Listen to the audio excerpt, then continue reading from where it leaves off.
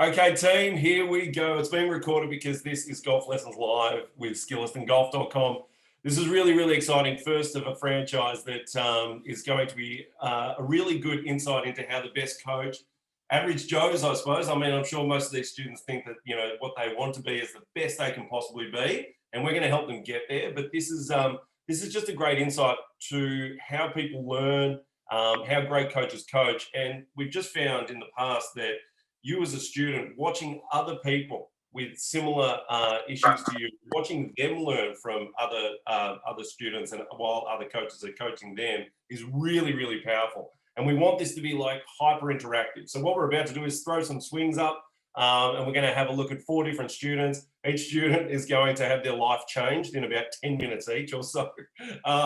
So we'll see how we go with that. But let's pretty much dive straight into it. This is going to be really, really cool. We've got 2 incredible coaches here. We've got Alex Riggs, who's just jumped on at the last minute, which is really exciting. And we've got Drew Steckel. And Drew's actually at the Livermet event at the moment, just come straight in off the range. He's there with Kevin Nutt and Jason Kokrak. So Drew, I might get you to go first. So mate, welcome to the event. And do you want to just introduce yourself really quickly to everyone out there and tell us who you are and why you are the person you are, I suppose. Yeah. Hi. Well, thanks for having me. It's a pleasure to be with all these guys and help you guys all out. And I work with obviously all different types of players, from guys that are on the PGA Tour, Live Tour, whatever you want to call it right now, to guys at home that send me swings from their backyard into a net, you know? So it's cool for me in golf that it's brought me to all different types of people. I've learned a lot from different people. I've got a lot of people to thank for constantly learning and picking their brain.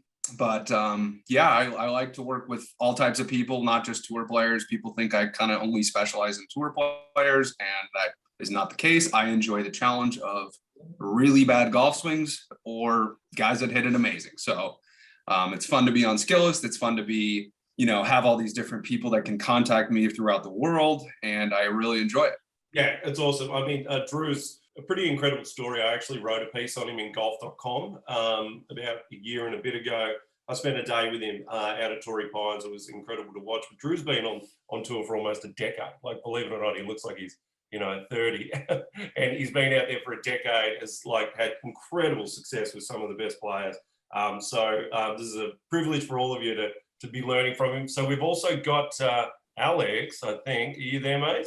Still here, absolutely. Oh, sorry, I thought you dropped off for a sec. Alex, mate, do you want to introduce yourself and tell us about yourself? Sure thing. So I'm a Canadian-born golf coach who's been living actually in Dubai, the UAE, for the last 10 years now. Basically moved out there with an opportunity. I was previously in Orlando working under Sean Foley, and an opportunity came my way to shift, and it's been a great journey. Been able to really travel the world coaching. So since moving out here, I've been all over the place, moving around, learning from different coaches, working with players from all over the place. Been on Skillest for the last couple of years, really kind of expanding and having an opportunity to be able to work with golfers of all abilities, similar to Drew. I've got tour players, but then I've also got the weekend warriors. So a big mix. I love working with any style of player. So it's been a ton of fun to take on this challenge and really develop as a coach. Yeah. And I think something you'll find in great coaches is that they almost prefer to work with golf swings like the ones we're about to see, because there's so much room to move a lot of the time. Like a lot of coaches, like students, like Dave, who we're about to work with, Dave knows he's sort of just hit a little bit of a glass ceiling, and just with a few little tweaks and changes and then some drills and integration, can improve greatly. So we might get Dave swing up and have a quick look. While I'm doing that, I didn't really introduce myself. So my name is Baden Schaff. I'm the founder of Skillest. And Skillest is, for those of you that don't know, is the biggest online coaching platform in the world. So end-to-end solution where you can learn from the best coaches in the world using, Zoom, video analysis, voice, text, all sorts of things. So what you'll get today is a little bit of a taste, a bit of a flavor of exactly how that works. But Dave, let's get you in here. Dave, you're in Colorado. Let's have a chat about your game. Do you want to sort of give us a little bit of a background about yourself and, what's got you to this point with your game? Okay, so I started golfing probably 30 years ago, but I didn't really play much. I mean, I sort of went through a period in my 20s where I played quite a bit, and then work got in the way, and I started playing, once every couple of months type of thing, until about 3 years ago. And 3 years ago, I retired. And when I retired, I started golfing quite a bit more again. And that's when, I started, being a little more serious about playing and practicing and trying to get better. I fairly quickly got myself to where I could shoot, mid 80s, low 80s consistently. I have and I've sort of plateaued there. I'm trying to get to where I can shoot in the 70s, like to be a single digit if I can get there. I'm currently right now 10.4. So I'm not far away from, literally single digit, but it'd be nice to get to, mid lower single digit.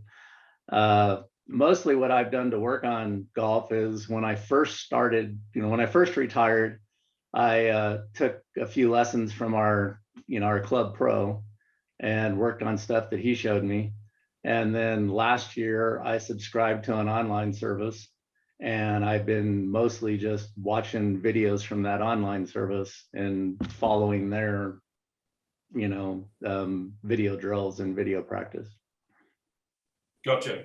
Fantastic. That's an awesome little background. That's fantastic. And what do you think's holding you back? Like, what's the best part, worst part of your game, and what shots do you struggle to hit, and what's the contact and where are your misses and things like that? Nowadays I've gotten to where, I can hit my irons, pretty solid most of the time. When I miss, I tend to miss thin, and occasionally miss towards the heel, but not shanking it or anything, just, heel oriented. It's not, again, my irons aren't that bad. I hit my irons pretty well and pretty consistent. I've been working, lately, probably the last month, 2 months, I've been working a lot more on being able to work the ball so I can consistently fade and draw it, when I want to, as opposed to just trying to hit it straight. And that's kind of coming along and working pretty well. So I'd say that the thing that I mostly, see out of my swing that I have very little lag in my swing. I think I could get more distance if I could learn how to, essentially get more lag in the club so I get more club head speed. Other than that, I don't see anything that looks real bad to me. My miss is hitting it thin. Okay. 100%. Well, Alex, do you want to start with this one? So I've thrown up, this is one of Alex's really great amateur players. I think Andrew plays on +2 or something like that. And pretty cool story. Some of you may have actually seen an analysis we sent out the other day. Alex, do you want to start on this one? Sure, happy to. So Dave, you've got a lot of good things going on with your movement, but there's like really two main things that I would like to look at here as for giving you some direction with your practice. Like, if we take a look at how we get the golf club moving away and what triggers the start of the swing, what I'd love for you to think of it is that in your case, the first piece that gets moving is the club head. The club head starts the journey back, then it's the arm starting to move, and it's a little bit of the body. If you skip over to the left side of the screen where we've got Andrew moving here, what Andrew is really focusing in on is making sure that it's the club head that feels like it moves last. So he's trying to feel as though he can put more pressure moving into his right foot. He can get his body to start turning, and that's what's going to get the club moving. Now, probably 90% of the golfing world struggles with this concept of creating lag. And I imagine it's something that you've attempted to work on yourself. And, typically the way that players are thinking about creating lag is trying to hold angles, trying to force this attempt to hold an angle in the downswing. The way that we want to think about creating lag is that if we can get the body to react in more of a whipping fashion, if we can get the body to always lead the motion and have the club catching up to us, the club's following, lag will be created. So if we can get you to start using the lower body more so, the golf club will have a better opportunity at lagging. And in Andrew's case, what you'll really see to start that downswing is you'll see him moving into his left leg significantly before the club starts its journey down. So you'll see the knee go, you'll see the hip go, and then eventually the club and arms will start. Now, what's happening there is there's a ton of pressure that's going to be heading down into the ground through that left side.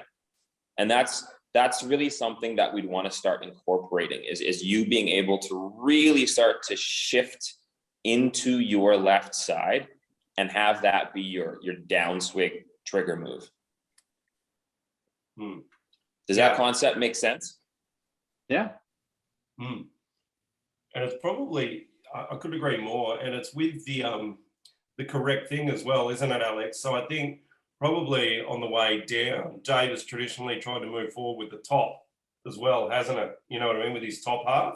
So, and what Alex looks like is that, and what Andrew looks like is that it's more of it's a lower half transition with the top behind that. I think that's what's really difficult sometimes for people to sequence up is transferring that weight with the right thing, you know, the top or the bottom. And that's what I think Andrew does a bit better there.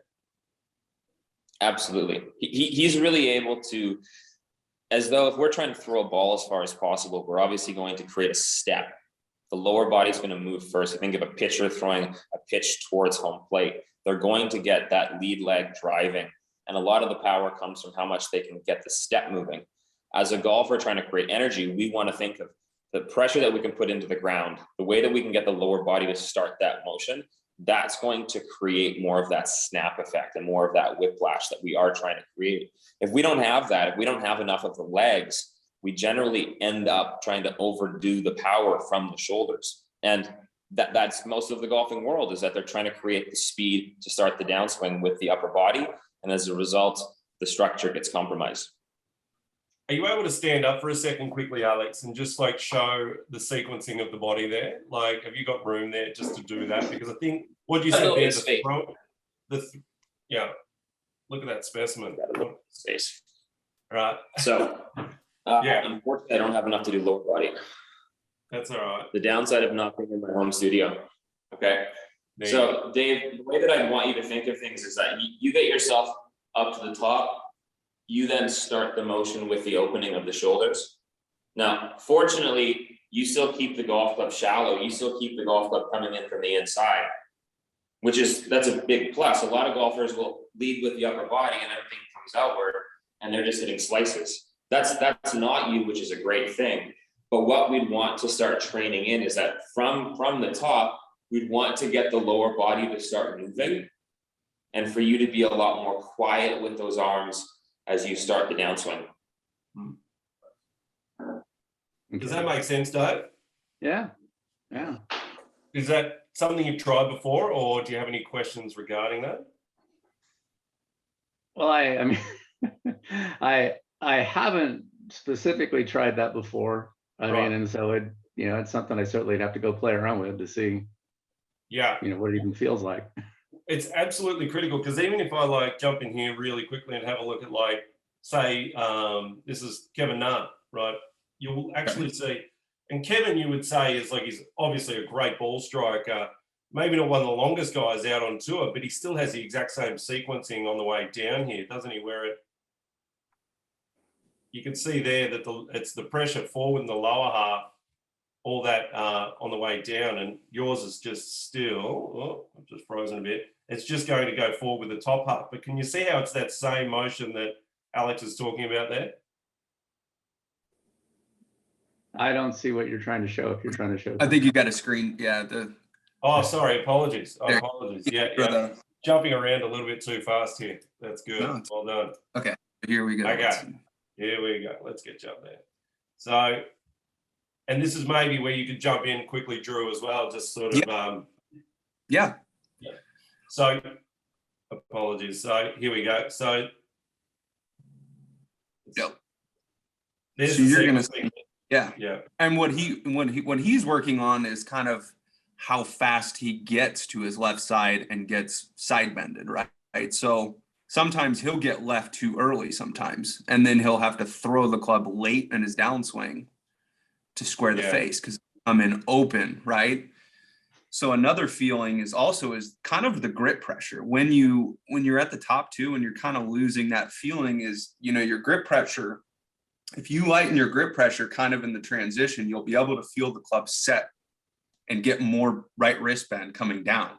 Yeah. So you'll feel like you can actually load the right wrist a little more in transition to get the club to lag. So a lot of people think they lag it and they open it. So they'll lag it and their wrist will get cupped, or they'll get it extended. So you've got to feel when it's lagging that it's almost loading into your right hand more versus the left hand as you're doing the weight shift, right? So you're getting some stretching upper lower body in your transition there. Yeah. So there's multiple ways you can feel it too, as far as kind of, all right, I'm going to be dynamic with my leg work, and then I'm going to feel how that changes this or that, because it's going to be a new feel and it's going to be a change to get the timing down, right? And it's hard because you're going to have to video it, look at it and say, all right, I felt like I moved a foot left and I moved my pressure left, and you may have moved an inch. Yeah. Right. And what you'll find, Dave, is that what Kevin's doing here and what Drew was just explaining is that Kevin, if anything, gets too much of this coming in, where, his lower half will get too far in front of his top half coming down. Too much side bend is what Drew said. So where he actually gets too much angle back with the body. And you'll find that that's actually what better players do always too much of, if that makes sense, right? They rarely do too much of that sequencing with the body where the top is in front of the lower. So if you're going to make a mistake, Dave, you'd almost want too much of that sequencing on the way down, where it looks like there's probably a bit more side bend. And then, as Drew was saying, this stores this way a little bit. Does that make sense? Yeah. Now that is going to take some drills, right? That's going to take some stuff where I would imagine, like stand in front of mirrors and, basically train your body to just slowly get that sequencing, the shape and the pressure, as Alex was talking about, right, in transition. Yeah. Have you got any questions? Does it seem a bit overwhelming? No, I don't have any questions. Like I said, it's the type of thing where it's like, well, now that I've heard that, I need to go try it. Yeah, 100%. And when we say try it, like, there's no doubt that, like, when I give my golf lessons now, I'm sort of like, okay, whether it's online or, I still do a little bit of in-person stuff. It's like, well, this is the diagnostics is like 2% of it. And like, we know what's wrong. And it's like, well, how do you get that right? And how do you do it over time? So you just got to be patient with yourself. And the last thing you want to do is like, go straight out to the driving range and go, I'm just going to give this a go. And if it doesn't work, it's not because it hasn't worked. It's just you haven't quite got it right. And you just need to, I would recommend a lot, standing in front of mirrors. I don't know about you, Alex and Drew, but I'm just huge on that sort of stuff and getting your body to actually work in a way it hasn't before, and then slowly integrating it with shorter clubs and building up. Absolutely. Yeah. And I mean, a lot of it too, with a lot of online students that I work with, I try to make it in baby steps. So I'm not going to give them 15 things wrong with their swing and say, all right, you figure it out and start with number 6 on the list of 15. Yep. So I like to incrementally do small steps and say, all right, let's see how this changes that. And then let's see how this changes that, and kind of stay with the pattern of how are you interpreting what I'm telling you and where does this go? So it's evolving and you're progressing, whether it's good or bad and you go on the range, at least you have feedback on, hey, I went and hit some balls. I did what you said on the first lesson. What do you think I should do in step 2, 3, 4? And how do I keep getting better? So you're not just like, all right, that feel didn't work, and now I need to go back and I'm going to find a new feel. And then a new feel may work for the next day. So you're kind of staying on top of, kind of a blueprint, or you have a foundation to always go back to, all right, I remember the evolution of my golf swing. Yeah. Yeah. It's a journey, Dave. Just a bit of practice and a few drills and you'll be right. You'll be right. Okay, cool. Let's, are there any last questions? I don't want to sort of leave you confused or anything like that, Dave. Now, is there any specific drill that you would recommend for this, or is it, I mean, just work on getting the lower body to fire first? Alex, do you have one? I can jump in there. Yeah. So the step drill, if you've ever seen anybody do a step drill in golf version. So again, you think of how we would throw a golf ball. We're always going to step with our lead foot and then throw. Taking on that similar concept to golf. Okay, start with the feet really close together. Get used to creating a step motion to lead the golf swing. Okay, so feet together. You can start with the golf club in a normal address position, and the timing would essentially look like you're stepping as you're swinging back. So you'd be stepping. Can you jump up, Alex? Just jump up and do that really quickly. I can't see my lower body, but I'll try to. We can say it. I'd be. I just want us to do those cannons again, to be honest. I'd be stepping as I'm swinging back. So in sequence, it would look like this, Dave. Step and then swing through. Yeah. Does that make sense? Yeah, yeah. It almost looks like when he does that, he's actually the transition. He's already coming back across before the arms are finished going back, Dave. You know what I mean? So this is still going back, and then he's already stepping with the lower half. So it's actually separating the top and the bottom a little bit that way. Okay. That'd be, just walk around doing that at work, in front of mirrors, like when you got a coffee Elevators. in your left hand, yeah, elevators, like that's, you know, when people are practicing their golf swing in front of mirrors or in elevators, you're like, what the heck's that guy? They're actually training their body to work the right way. And like, you just can't do enough of that. It's very hard to take it straight out there. Anyway, hopefully that makes sense. I mean, this is a great thing, not to sort of talk about Skillest too much, Dave, but this is what the power of it is, that you could go and try that today, you know, and if you're working with Drew or with Alex, you upload something tomorrow and then the day after, and then a few days after that, and ask them questions. And rather than, you know, it's sort of you being left on your own to try and work at it, you can have this constant sort of to and fro. So that's the power of it. But anyway, let's we better keep moving. So Kieran, you're here in Australia with me. You're up nice and early. How are you, mate? Good, mate. How about yourself? Tremendous. I am on fire. So we're gonna have a look at this action. Do you want to give us a little bit of background on you? Yeah, look, I played golf when I was young, so I had a really good great golf coach, one of the best golfers in New Zealand when I was really young. But then probably of somebody that don't know him, and then I gave up golf for 22 years, so I didn't pick up a golf club for a very long time. And then I decided to come back to golf last year, so just under a year ago, I picked up a golf club for the first time. And I think the biggest thing for me is, back when I used to play, we didn't have any of the conversation around lag or any of that sort of stuff. It was very much old school. And my swing has changed a significant amount since I was young.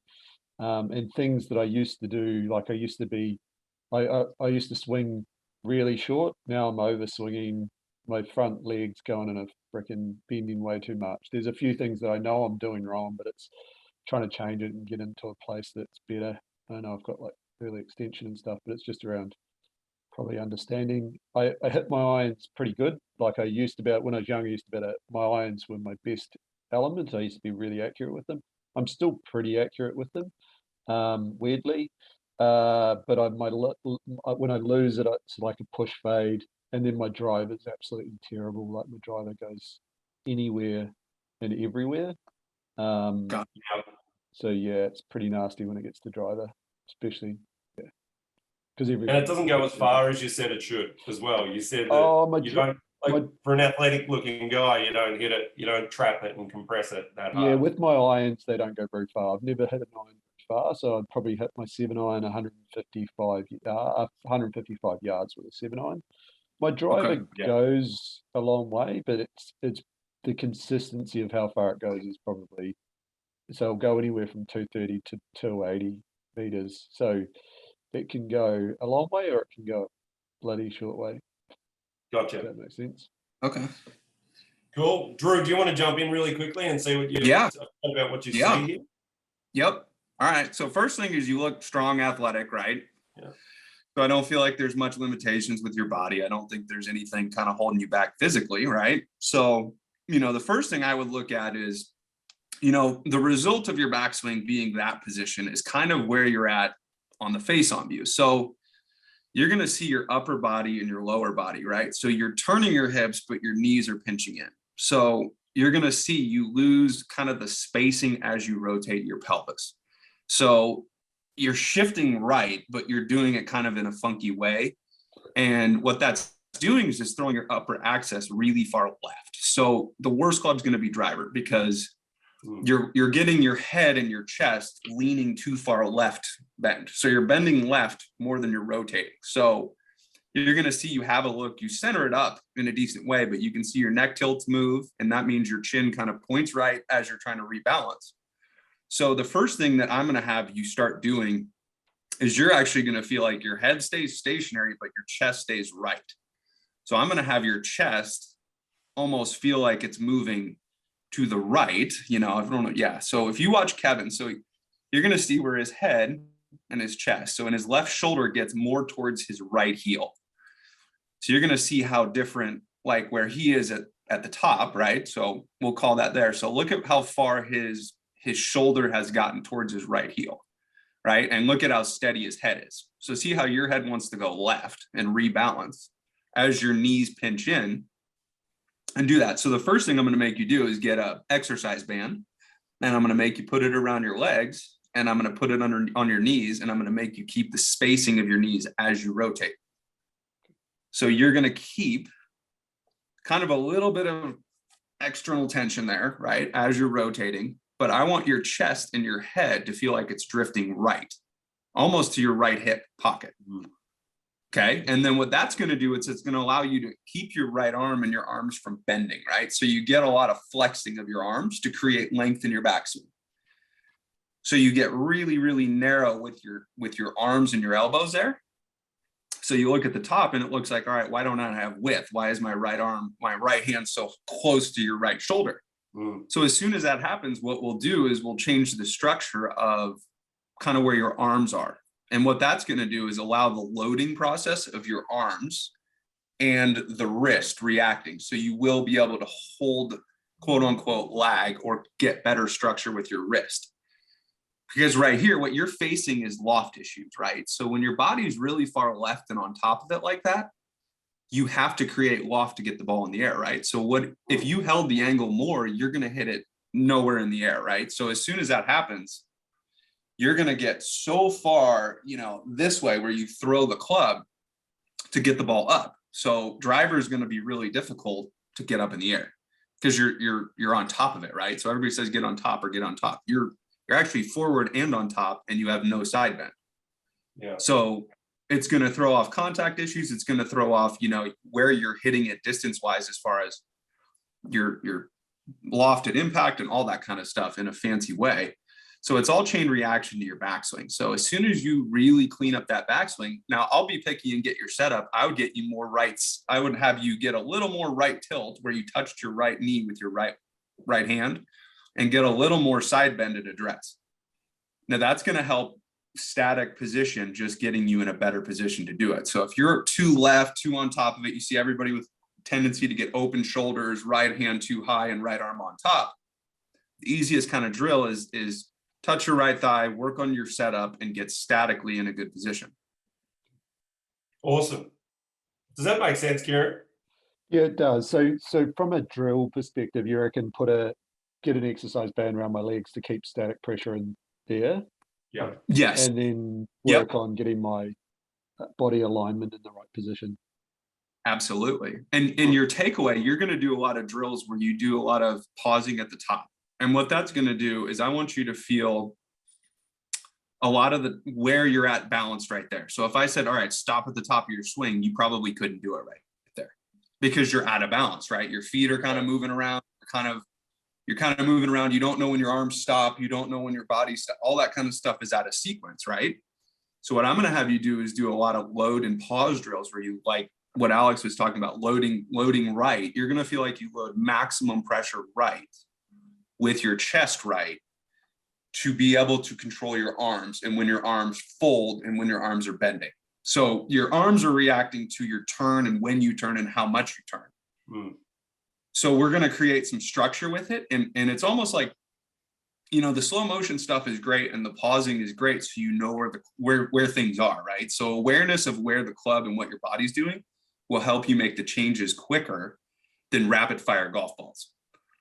So it's retraining where you're trying to get to and what you're trying to do and doing it the right way versus just, all right, if I hit enough balls, I'll change this, because it's going to feel completely foreign to hit a golf ball for a little bit until you get this pattern in there.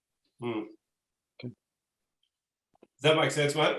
Yeah, that makes perfect sense. It's actually quite interesting to hear, because I know you kind of feel versus real the first time you really understand it. And it's been like, you know, you kind of see it, but what you feel is quite different. So it's really hard to change. It's completely different, Kieran, isn't it? Like, Oh, fuck. when you look at it and go, oh, I can't even believe I look like that. It doesn't feel like that. I'm trying to do something the opposite of that, which is why filming yourself all the time is so important.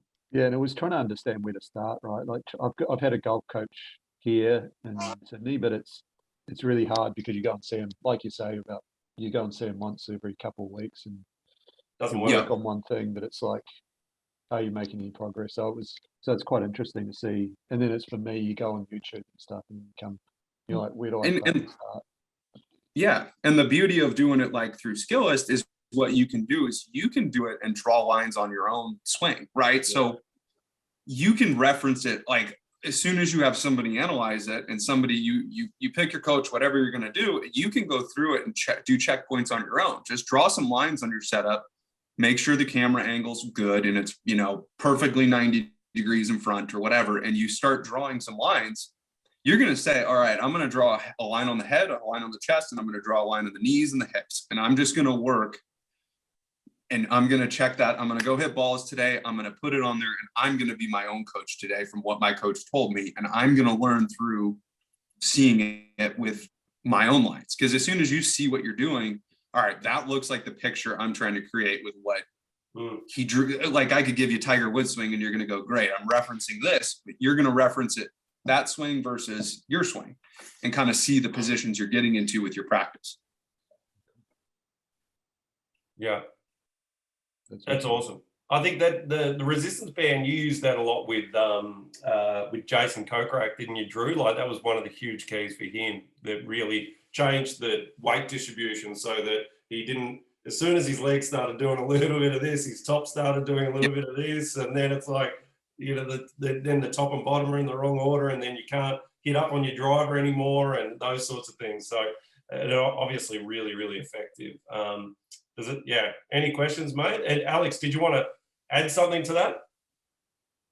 No, I love what Drew said. I think the biggest thing for a player like Kieran to understand is the importance of like the two S words, sequence and structure. Like the term structure is something that we will work on so often with amateur golfers, just because they'll get similar patterns like yourself with like an overuse of arms, a lot of excessive elbow bend. So learning how to be able to create more of that look of a strong left arm, a supportive right arm. And I love the use of like more of a strong, stable base to help create that, get the centers into the right place. And just being able to have the patience with yourself to, like Baden said before, like stand in front of a mirror for 20 minutes and just feel it. Because for you, like you probably do not think that your golf swing looks the way it does. The concept in your brain is probably very different. So what we need to be able to do is for you to establish a strong feel as to, okay, so for me to get to where I need to be, it's going to feel very foreign. Get used to that. And then eventually you can slowly put the reps in. Yeah. And probably the hard thing, Kieran, I would say, is that it's going to feel rigid to you, right? At the moment, everything's a little bit like, you look like one of those, you know, the guys with at the used car sales, you know, places with the, you know, the wind blowing through it. So because it's got so much leg action and then your arms are so as soon as you put this like the resistance band around your knees, and then as Alex said, create some structure and your top half isn't going like this, you're probably going to feel like a bit of a robot compared to what you've always done. But you need to embrace that, even though for you it won't feel like it has this sort of rhythmical thing to it. It's probably going to feel a little bit more rigid, I would say, but that's where you know you'll get a lot more sort of structure and compression on the golf ball. and it'll keep the order the right way around. That's the thing with your body. Like your driver's a nightmare with your current. Getting this, getting in front of this on the way down with drivers, like that's the biggest no-no in the world. As we said before, like, and what Kevin struggles with, and good players, they actually get too far this way, if anything, coming in sort of thing. So, yeah. Yeah. Back to that. That's why a lot of people listen to what tour player, like, what's a tour player working on? I'm like the complete opposite of what you guys are. So, you know, they hear these terms that like these guys all work on this stuff on the tour. It's like, it's so far skewed of what they actually like. You don't need to apply what these guys are trying. You see these guys on tour doing rehearsals, and then you see amateurs like, I'm going to do that rehearsal. And it's the worst thing they could do for their golf swing. And they don't know why, because they're watching like, well, this guy won this week on the PGA Tour and he was doing this. And in his interview, he says, oh, I was feeling like my chest was in front of my hips and my head released and I did this. And it was like, no, you're actually too far the other way. Yeah, that's the thing. Yeah, very, very true. Is that cool, Kieran? That's awesome. Thanks, boys. Appreciate the Absolute feedback. pleasure, mate. Enjoy. There you go. You've got an entire day now just to stand in front of the mirror and just reel it in. It's good. You've got a good setup in your backyard there, so you should be fine. Yep. Okay, let's move on. We're very quickly running out of time, but like we're definitely going to get through the last two guys. We've got Joe. Ken, I'll bring you in last, but Joe, we're going to bring you in. Joe, I think you're struggling with the big dog a little bit, are you? Give us a little bit of background. Yeah, so I'm literally the average Joe here. So, but like it. yeah, I don't know. I've similar to I think the other two. Like, I actually played growing up, and then took about 20 years off when I was too poor, and then picked it back up recently. But and I'm interested in just getting. I haven't, probably the extent of my coaching was, my mom saying, "Keep your head down and your left arm straight," and that's about it. So until recently, which I connected with a guy, Jake Nystrom, through Skillest, and actually this week he just kind of gave me some tips and kind of was really walking me through kind of the P1 through P10 positions and kind of where I'm at. But the biggest problem I probably have in my game currently is just, if I just sort of relax and just go back and through and don't really, think too much with the driver, I just hit a big duck hook every single time. And so it's always like I'm trying to hold back or adjust or think. And, the best rounds I've been having recently are the rounds where, I just give up on the driver, just hit 4-iron off the tee. And, usually my best shots of the day are with either a 4 or 5 or a 6-iron. So just trying to figure out, how to get off the box. It's very important. It's very important. It's a struggle out there if you can't hit driver and you just leave it in the bag all day. What do you think, Alex, I just jumped around a little bit there. I think there's a slight delay. But Alex, do you want to lead this one off? Actually, let me just... Yeah, be happy to. All right, Joe. So the biggest thing to understand with the driver is that the driver is a golf club that would be like what we would call like the shallowest swing in the bag. And what I mean by shallow is just the path the club needs to take coming into the golf ball for us to be able to hit, let's just say, a neutral straight on flight. That path will often need to feel shallower than what the irons do, because the irons, you think of the objective, we're trying to hit down on the golf ball, we're trying to trap it, hit the golf ball before the ground. So to do that, the golf club will tend to take a slightly steeper path coming in. If we look at how your golf club travels down, if we look at how much outside hands the club head takes coming down, that's going to be a pattern that's going to be very difficult to work with this golf club. Now, that might be still a little bit steep for an iron, but you'll get away with it. So for you to be able to make driver your friend, what we would need to do is we'd need to get it shallower. Okay, so more from the inside out. Now, the strategy that I'd want you to think is that for you to be able to make that task easier, what you have as a pattern in the backswing is that you get the golf club flatter and more laid off. Okay, so if you work into the backswing again from down the line.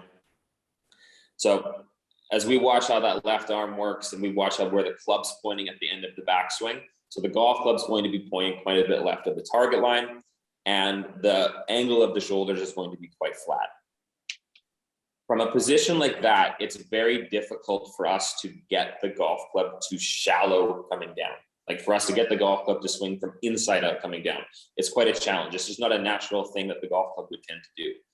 So what we'd want to start working in is in the backswing itself.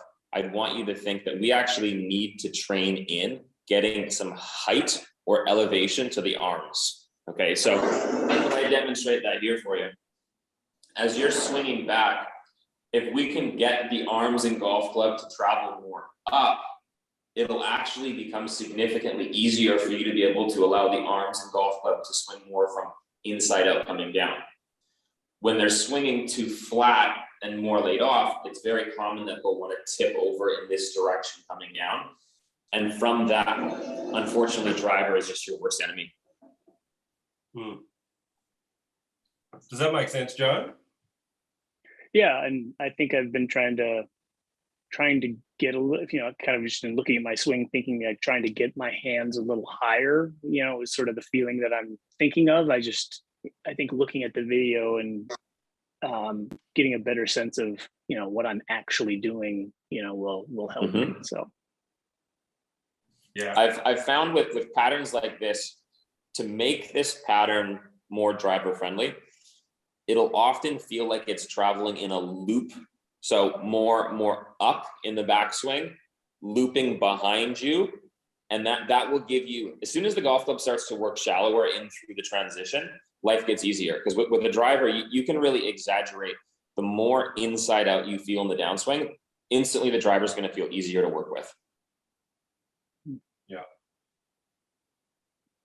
Does that all make sense, Joe? It's such a tough one. I mean, often when we're what you can often do is try and get your downswings with your backswing, if that makes sense. So like if you know that you're supposed to shallow you down, inevitably you stand over it going, well, I know it's supposed to come from over here somewhere, and inevitably we take it around there on the way back, and that's really, really, really hard to counter, because the further it goes, around, the more it's going to want to. Generally, the more it can, especially with what Alex said, with the way your body works, the more it wants to work back over. And there's a really specific transition there with the top as well. Drew, is there anything you sort of see there as well? Yeah, I mean, that's perfect. I mean, and drills you could do at home too is kind of, if you had a wall behind you, right, when you're swinging, I want you to get about a couple feet away from a wall and have the wall behind you. And I want you to try to work up the wall and not hit the wall. So it's going to feel like almost the club is, if you were going flat, you would hit the wall and put a hole in the wall. So you're going to have to feel like you're almost working straight up and get a scent of your arms mid backswing, and your arms are going to feel almost above your neck for that little looping feeling to get them to fall behind you. It's just really hard to get that club to not want to tip the other way and hit the low left shot and struggle with where the club head is going to go from there. So, you're going to have to feel a few things where you get, the arms working. It's going to feel above your neck, and it's going to feel really, really, really weird until you see it on video. And then that's going to change as soon as you see it. You're going to go, okay, it's not as what I thought. So Tony's, right a little below his shoulder line, right there, but you're going to have to get that ascent there and get it somewhere in there with where that shaft starts crossing more versus getting the other way. Because as soon as it gets flat to laid off, it's going to steepen every time. And that's probably the one thing you do have to be a little bit careful of is that this can actually feel more out to you, Joe, right? Is that exactly what Drew just said, is that the rolling of your left arm off your body a lot can actually feel like this is going up. That feels like it's going up, but it actually flattens it, and what Drew just said, don't know if you can see me, and like what you can see here with Tony is that the left arm actually works a little bit more in and up, right? So let me just really quickly, I'm just going to stop this really quickly. If you look at like Tony's a little bit more like this, so it actually feels like the left arm stays closer to him and it's in and up, and that allows it all to come back in under this way. This can actually feel like it's going up to you, but it actually ends up like this. Does that make sense, Joe? So when you go up, you just I'd be almost practicing going up, holding your left arm against your body a little bit potentially as well, like rather than, because up, what is up, you know, like what's up and what's out and what's going up and what's going out, you know, because the more this goes out, that could flatten even more. So yeah, I don't know, does that make sense to you, Alex? Or Yeah, without question. This is another one of those situations, Joe, where what we do in the backswing is going to dictate what we can do in the downswing. Like the golf club's always really searching for balance. So if we do something to the extreme in the backswing, it's going to have repercussions. No matter how much we try to prevent it, it's going to have a balancing effect coming down.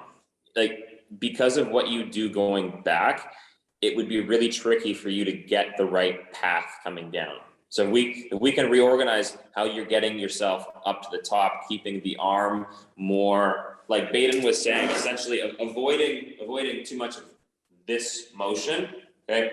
We do too much of this in the backswing, we're going to go this way coming down, right? And as soon as we see that happening, you're going to be fighting that steep motion all day long. When in looking at that, when you showed that clip, it almost seems like also maybe what I should be thinking about, and correct me if I'm wrong here, instead of feeling like I'm getting my hands high, is that I kind of need to point that left shoulder down more. That's one way to do it. Yeah, absolutely. it's going to feel probably a little bit across the line to you, right? Where it feels more, you know, exactly right. Instead of this feels up to you, Joe, right? And it's probably going to feel more in with the arms. You know, it's going to feel a bit more like that, isn't it? So this feels that could actually feel probably a bit in with the arm initially, and then it goes that way, right? Which will then allow it to come down in front of you. But this feels up to you. You know, the rolling body and the rolling arms, that actually feels up, but it actually rolls and flattens it even more. So I think you probably just have to be really, really cautious of that. You're 100% right what you said, though. Yep, and film it when you do that. Film some rehearsals where you rehearse it and just see what it looks like, what you feel, and then in your brain you see and feel, and then you can go through your feels and go, all right, that did it, that didn't, that did, right? Whether you think like my left elbow's pointed this way or my left elbow's pointed outside the ball, that kind of stuff will help the shaft, where the shaft is going. Yeah, great, sounds good. And I don't want to. The boring bit is that you're probably going to fix your driver by hitting irons and just like chipping, you know, chipping away at it. Like trying to integrate that with big dogs straight away is going to be like, oh my God, like what the hell is happening here? Because no one ever hits half driver while they're trying to, everyone's trying to hit full driver while they're trying to change their patterns. So, you know, as always, and I'm probably the boring guy here, go and get your pitching wedge out, train your body, stand in front of a mirror, like just do heaps of that stuff. Like I've got mirrors everywhere, you know, sort of thing. Like I'm always, you know, walking into a corner of a room and just making sure that my body's working the right way. Even today, you know, after 20 something years of working at my pattern. So it's just, that's the stuff that sort of long-term changes it. Well, one last thing. So Joe, movement wise, what we've said is exactly what we'd want you to get started on. As you start to incorporate things with striking on the range, put a high tee and hit some mid irons, trying to hit really, really high draws. Love it. Yeah. And that's using cool stuff, triggers like that can change the way your mind looks at things and how things feel. So yeah, that's really important. Any questions, Joe? Do you feel like you got something pretty actionable from that? No, it sounds great. Thanks. Yeah, it's a process. It's a journey. It never ends. Okay, cool. So we've got 10 minutes to go. We're getting our timing okay here. This is pretty good. So we've got Ken. How are you, mate? I'm doing well. How are you?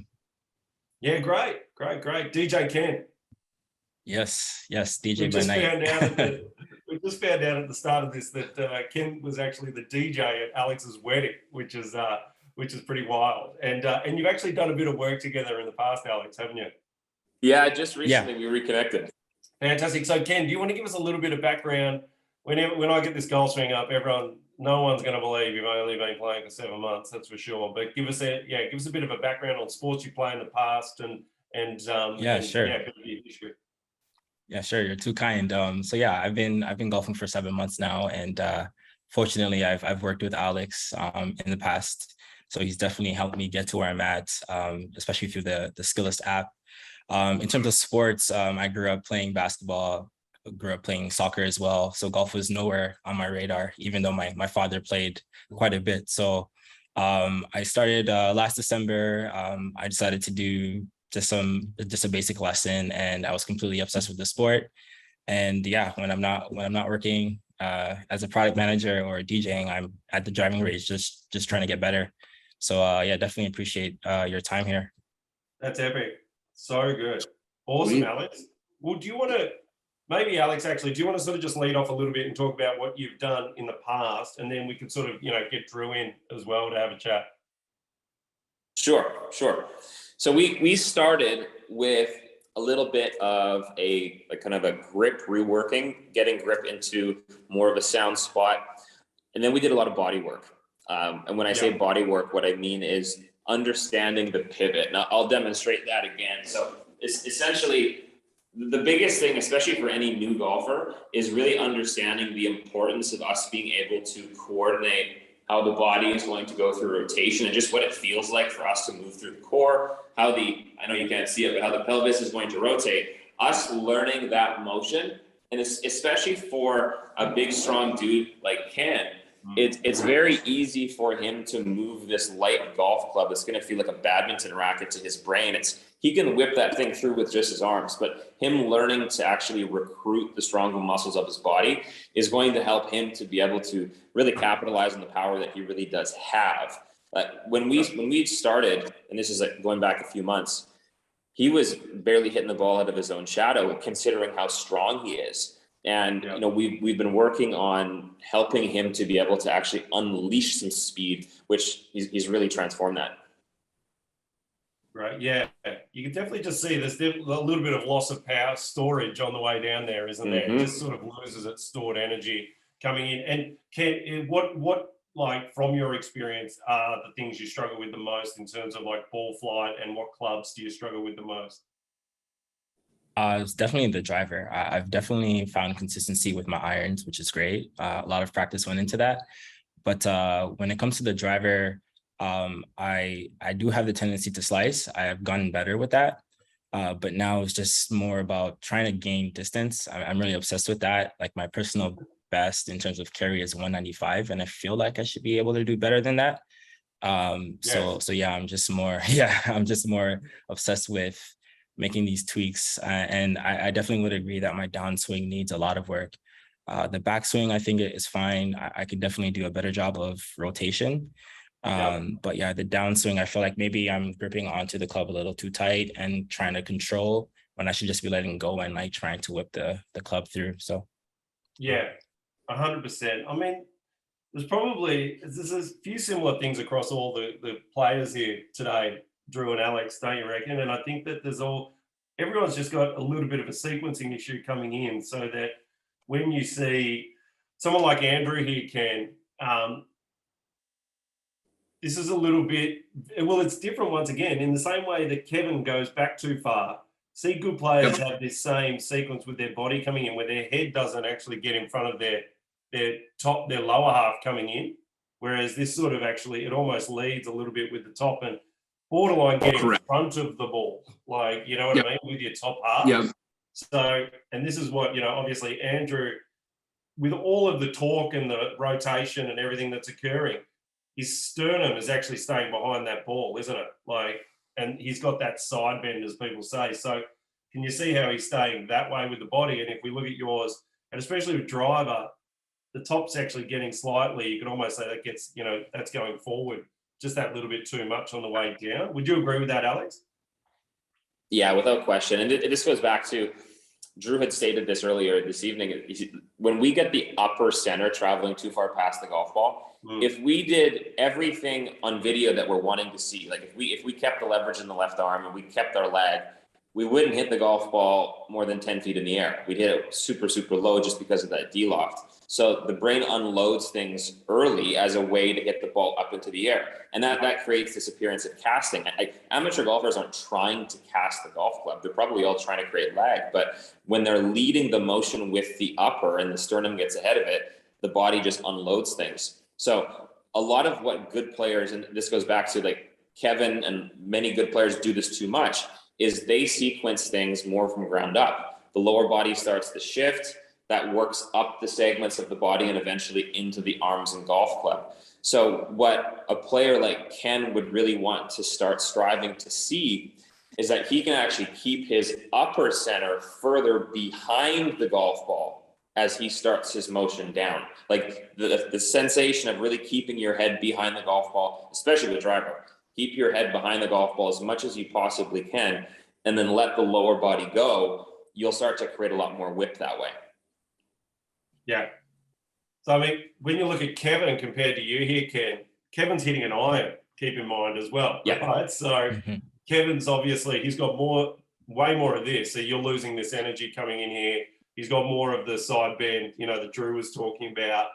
And that's with iron. And we know with driver that you're supposed to hit up on it, that's supposed to have a slightly ascending blow, which is going to be incredibly difficult when that sequencing's a bit out, when the sternum and the top's leading. Would you agree with that, Drew?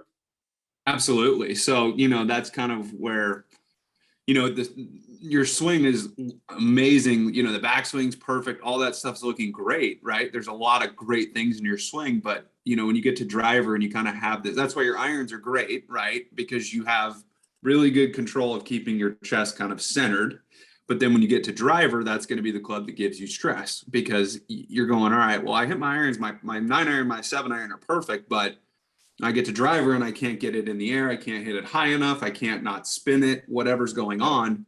You're going to fight that left to right shot because, you're pretty much all in a line with your hips and your chest and your head. And, it's kind of a misconception where people are like, all right, don't tilt back or don't do this. You need to stay sideways to some amount with your head and chest to get the ball in the air. Look at Rory McIlroy. I mean, Rory is definitely not on top of the ball with the driver, right? His left ear is backwards and his right shoulder is actually lower, and he is not hitting down on a driver by any stretch. Neither is Jason Kokrak. Jason Kokrak's a great driver of the ball and a great long iron player, and he does not have a ton of the right shoulder, everything on top. A lot of this motion, he's very much sideways, right arm underneath the left, and he holds his wrist very well through the ball, so he can actually hold the angle and quote unquote hold lag longer and not face, all right, I can't get it in the air. Couldn't agree more. And it comes down to what feels strong and what feels weak as well, Ken. So sometimes we can get our top moving that way, because your top's obviously a big top, right? And there's a lot of mass in that top. So you want to move your mass because it feels strong, right? And it feels like, wow, the ball's just not coming out and I'm putting my weight into it. But you've actually got the sequencing and the weight moving in the wrong direction, which doesn't allow you to actually store the energy the correct way. Alex, would you say that's fair enough? Yeah, it's definitely fair. And some of the big challenge with this is finding the right way to practice this. Okay. Yeah. A player like Joe, a player that needs to feel the golf club traveling shallower, like I use that suggestion of that high tee with an iron. That would be also a very effective way for you to start learning this, is learning how to sweep up through the golf ball more with a club that's more manageable to you, like a 7 or 8 iron. Learn on what it feels like to be able to just clip the golf ball and leave the tee in the ground would be a great strategy. Taking a lot of swings as well on an uphill lie is a great way for you to learn the sensation of tilt.